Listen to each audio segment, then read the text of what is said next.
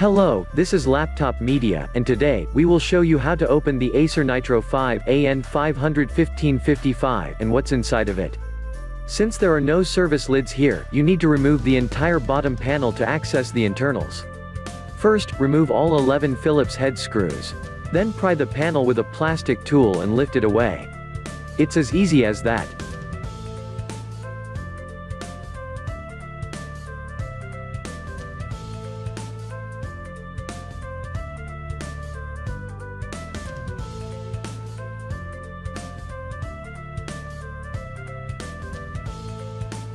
And what a surprise, the cooling is pretty much the same we saw on the Predator Triton 300 PT 315-52. There are 3 heat pipes and 4 heat spreaders, and the only difference between the two laptops is that the Nitro 5 uses 2 plastic fans, whereas the Triton 300 has a plastic and a metal one. Additionally, there are 2 cooling plates, located above the video memory and the VRAMs. In terms of memory, this device supports up to 32 GB of DDR4 RAM with a maximum frequency of 2933 MHz. However, the storage compartment is more impressive.